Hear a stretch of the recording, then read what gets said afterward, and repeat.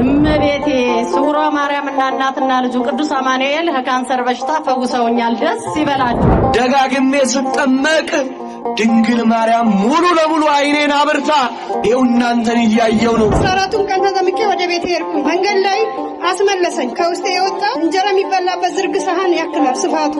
በእንጨት ስንነካ ይንቀጠቀጣል። ይህ ብላቴና ድንገት ታመመብኝ። ሐኪም ቤት ስወስደው ጭንቅላቱ ውስጥ ደም ፈሷል። ሰርጀሪ ተሰርቶ ካልተጠረገ አይሆንም አሉኝ።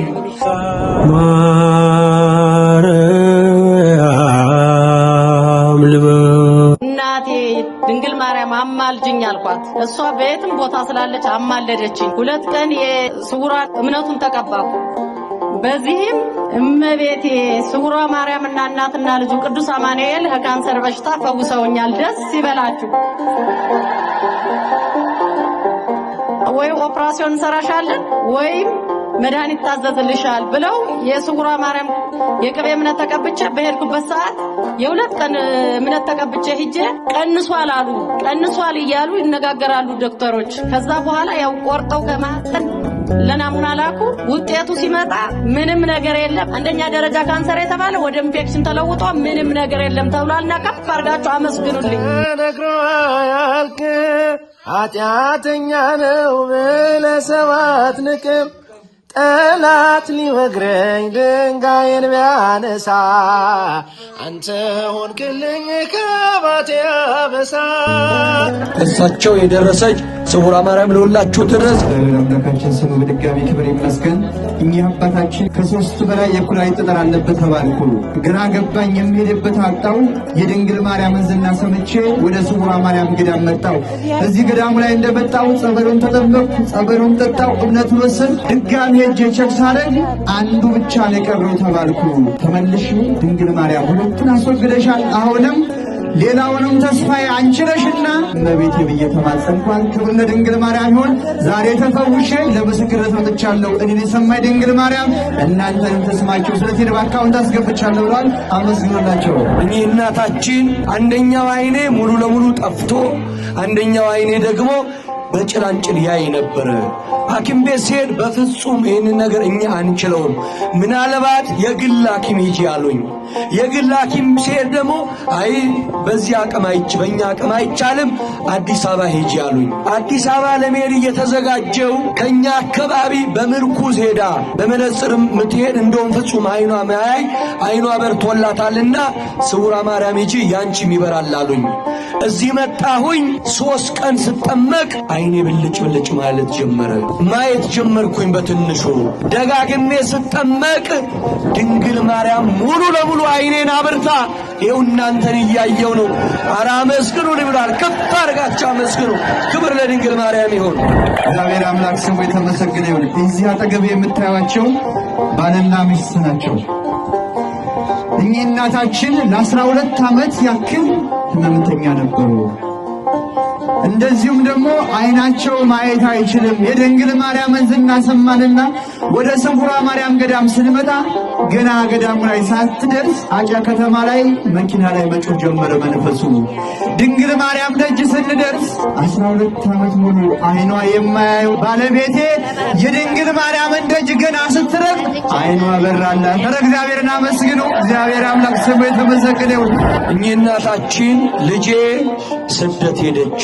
ስደት ስትሄድ ድምጿ ሙሉ ለሙሉ ጠፋ።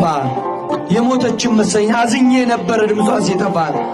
ድንግል ማርያም ብዬ ስውሯ ማርያም የልጄን ድምፅ አሰሚ ብዬ መጥቼ አልቅሼ ለመንኳትኝ። ከዛ በኋላ ድምጿን ሰምቼ በሰላም ጣሊያን ገባች። ከፍ አድርጋችሁ አመስግኑልኝ። ስለቴን አስገብቻለሁ ብሏል። አመስግኑ። 2 ዓመት ሙሉ ብዙ በሽታ ነበረብኝ። ኩላሊቴን ያመኛል፣ እንደዚሁም ደግሞ አስም ነበረብኝ። ወደ ድንግል ማርያም ደጅ ስመጣ በሽታው እየለቀቀኝ መጣ። መድኃኒት እጠቀም ነበር፣ ያለ ኦክስጅን መንቀሳቀስ አልችልም። ድንግል ማርያም ደጅ ስረግጥ ግን ድንግል ማርያም እስትንፋሴን መልሳልኛለች። ድንግል ማርያምን ከፍ አድርጋችሁ አመስግኑልኝ። እግዚአብሔር አምላክ ስሙ የተመሰገነ ይሁን። አመስግኑላቸው። እቺ ልጅ አፍንጫዋ አይተነፍስም ነበረ። ሙሉ ለሙሉ ትንፋሽ አልነበረውም አፍንጫዋ። አፏን ከፍታ ነበር የምትተነፍሰው። ሐኪም ቤት ስወስዳት ቀጠሮ ሰጥቷል። ያንንም ሳልጠብቅ መጥቼ በአፍንጫዋ ቅባ ቅዱስ ሳስነካ ማረችልኝ። ከፍ አድርጋችሁ አመስግኑልኝ። እግዚአብሔር አምላክ ስሙ የተመሰገነ ይሁን። ይህ ወንድማችን ድንግል ማርያም ደጅ መጣሁት እንደ ማንኛውም ሰው የልጅ ፍሬ የለኝምና ድንግል ማርያምን ልጅ ልማጸናት ነው፣ ድንግል ማርያምን ልለምናት ነው የመጣሁት። ቅዳሜ ዕለት እዚሁ ገብቼ እዚሁ ተጠምቄ አንደኛው ጆሮ መስማት አይችልም ነበረ።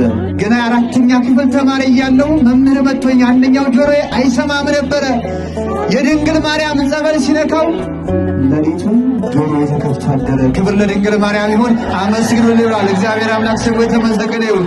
አሁን ደግሞ በልጅ ፍሬ እንድትባርከኝ ድንግል ማርያም ሁላችሁ ለምኑልኝ፣ በጸሎት አስቡ ይብራል። አመስግኑለት በድጋሚ። እግዚአብሔር አምላክ ስሙ የተመሰገነ ይሁን። እኚህ እናታችን እጅግ በጣም በጠና ታምሜ ነበረ። አትውልም አታድርም ተብዬ ነበረ። ሐኪም ቤትም ሲሄድ መድኃኒት እንጂ ፈውስ አልነበረም። ስውሯ ማርያም ይህቺ ትድኛለች ተባልኩ። መጣሁኝ። 3 ቀን ተጠመቅኩኝ። በ3 ቀን አትውልም አታድርም የተባልኩት በፊቷ በክብር ቆሜያለሁ። ከፍ አድርጋችሁ አመስግኑ ብሏል። አመስግኑላቸው። እሺ ወንድማችን በውጭ ሀገር ነበር የምኖረው። የሳምባ በሽታ ታማሚ ነበርኩ። ያልሄድኩበት ቦታ የለም፣ ያልረገጥኩት ሐኪም ቤት የለም። ነገር ግን መዳን አልቻልኩም። ድንግል ማርያምን ስናሰማው ስውሯ ማርያም ገዳም መጣሁ። ገና እንደመጣሁ ሰላም ተሰማኝ። አሁን ትልቅ ለውጥ አግኝቻለሁ። መተንፈስም እንደ ልቤ፣ መተኛትም መነሳትም ችያለሁ። ቀጠሮዬ ነገ ነው። ድንግል ማርያም ግን አስቀድማ ታሪኬን ቀይራልኛለች። እመቤቴን አመስግኑልኝ፣ ከፍ አድርጋችሁ ብለዋል። አመስግኑልን። እግዚአብሔር አምላክ ስሙ የተመሰገነ ይሁን። ውስጤን እንደዚሁ ፍርሃት ይለኛል። ምን እንደሆነ ምክንያቱን አላወቅኩትም። ድንግል ማርያምን ተማጸንኳት። እግዚአብሔር አምላክ ስሙ የተመሰገነ ይሁን። ነገሮቹን ሁሉ አስተካክለልኛለች። ለእኔ ደረሰኝ ድንግል ማርያም፣ ለእናንተም ተደረሰላችሁ። አመስግኑልኝ፣ ከፍ አድርጋችሁ ብለዋል። አመስግኑልን። አመስግኑ። እስቲ ከፍ አድርጋችሁ አመስግኑ። ይህች እህታችን ልጄ ታመመችብኝ። ልጄ ስትታመም ዓመት ሙሉ በሐኪም ቤት እየተከራተትኩኝ ነበረ። ነገር ግን ምንም አይነት ለውጥ አላሳየችኝም። እኔም ማስብ ነበረብኝ፣ ካለ መድኃኒት አልንቀሳቀስም ነበረ። እዚህ መጣን፣ ድንግል ማርያምን ለመንኳት፣ ልጄንም እኔንም ምራናለች። ከፍ አድርጋችሁ አመስግኑ ብላለች። አመስግኑ። ለ14 ዓመት በጣም ያመኝ ነበር እና ያልሄድኩበት ሕክምና የለም። በአመት 3 4 የግል ሆስፒታል ሄዳለሁ። መድኃኒት ይሰጠኛል። ጣፊያ ሻብጣለች። መድኃኒቱን ካልተጠቀምሽ ትሞቻለች ተብዬ ለ14 ዓመት ሞቴን እጠባበቅ ነበር። ግን እናቴ ስውሯ ማርያም በ15ኛው ዓመት ላይ ወደዚህ ደጅ አመጣችኝ። 14ቱን ቀን ተጠምቄ ወደ ቤት ሄድኩኝ። መንገድ ላይ አስመለሰኝ። ከውስጤ የወጣው እንጀራ የሚበላበት ዝርግ ሳህን ያክላል ስፋቱ። በእንጨት ስንነካ ይንቀጠቀጣል። ስውሯ ማርያም ለ18 ዓመት የተጨነኩበትን ፈታችኝ። አሁንም ደግሞ የውስጥ እንቅርት አለብሽ ተብዬ ለሰርጀሪ ተዘጋጂ ተብዬ እዛው ያለው 3 ቀን ልደታ ተጠምቄ ለሰርጀሪው ሲሄድ ሰርጀሪው ቀረ ተበትኗል አሉኝ። ከዛ እዛው ተመልሼ ምስክርነቱን ሰጥቼ ከዛ በኋላ ነው እዚህ የመጣሁት። አሁን መድኃኒቱን አቁሜያለሁ። ስውሯ ማርያም ይሄንን በሽታ ለ14 ዓመት እንዳቆመችልኝ የእንቅርቴንም የውስጥ እንቅርቴንም ታጥፋልኝ ብዬ መድኃኒቱን ትቻለሁ። ለሚቀጥለው ድኜ ለምስክርነት ስመጣ ለሕክምና ያስቀመጥኩት 80 ሺህ ብር ይዤ እመጣለሁ ብዬ ቃል ገብቻለሁ። አሁን ደግሞ 10 ሺህ እና ጥላውን አምጥቻለሁ። አመስግኑላት፣ ከፍ አድርጋችሁ። እሺ እግዚአብሔር አምላክ ስሙ የተመሰገነ ይሁን። አጎቴ አንደበቱ መናገር አይችልም ነበረ። 10 ዓመት ሙሉ አንደበቱ ተይዞ ነበረ። ድንግል ማርያምን ስውሯ ማርያም የምትባለውን ስፍራውን አላውቀውም። ነገር ግን በህልሜ አጎቴ እንደሚድን ድንግል ማርያም በቀኝ ሴትዮ ተመስላ ነገረችኝ። እኔም ነገርኳቸው። እሱም ወደ ገዳሙ መጥቶ እመቤቴ አላሳፈረችኝም። አንደበቱ ተከፈተልኝ። ያጎቴ ከ10 ዓመት በኋላ አንደበቱን ድንግል ማርያም ፈታልኛለች። አመስግኑ ይላል። እግዚአብሔር አምላክ ስሙ የተመሰገነ ይሁን። እንደምን አደራችሁ እግዚአብሔር ቤተሰቦች። እኔ የስኳርና የግፊት ታማሚ ነበርኩኝ። የስኳር በሽታ ሲኖርብኝ የ4 ዓመት ተጠቃሚ ነበርኩኝ። መድኃኒት መርፌ ነው የምወስደው። እዚህ ከመጣው 7 ቀን ነው ዛሬ። ከመጣው 1 ቀን ብቻ ነው የወሰድኩት። የግፊቱን ደግሞ ሐኪም ቤት ሲሄድ መድኃኒቱን ትወስጃለሽ ሲሉኝ አልወስድም ብዬ እዚህ ከመጣው ምንም አይነት ስሜት ተሰምቶኝ አያውቅም። እጄንም እግሬንም ሽባ ያደርገኝ ነበረ። አሁን እግዚአብሔር ይመስገን እዚህ ደጇ ከገባው ጀምሮ ምንም አይነት ስሜት ተሰምቶኝ የማያውቅም። እንዲሁም ደግሞ እናቴ በእኔ ምክንያት ነበር የመጣችው። ያማት ነበረ። እሷም በእኔ ምክንያት ደህና ሆናለች፣ በጎ ሆናለች። እንዲሁም ደግሞ እህት ያለችው አረብ ሀገር ነው። ለደጅሽ አንቂ ብላ ለክብሯ መገለጫ 1,000 ብር ካለች አመስግኑላት፣ ከፍ አድርጋችሁ። እሷን የሰማች ድንግል ማርያም ሁላችሁንም ተስማ። ይህ ብላቴና ድንገት ታመመብኝ። ሐኪም ቤት ስወስደው ጭንቅላቱ ውስጥ ደም ፈሷል። ሰርጀሪ ተሰርቶ ካልተጠረገ አይሆንም አሉኝ። ጭንቅላቱንማ ሰርጀሪ አላሰራም። ስውሯ ማርያም አንቺው ማሪልኝ አልኳትኝ። ጸበሏን የቅቤ እምነቷን ለ3 ቀን ተጠቀመ። በ1 ሳምንት ውስጥ ጤነኛ ሆነልኝ። ቼክ ሲደረግ ምንም አይነት ደም መፍሰስ የለበትም ተባለ። ኧረ አመስግኑልኝ ብላለች። ከፍ አድርጋችሁ አመስግኑላት። ክብር ለድንግል ማርያም ይሁን። ይህ ወንድማችን በሐሰት ክስ እስር ቤት ገብቼ ነበረ።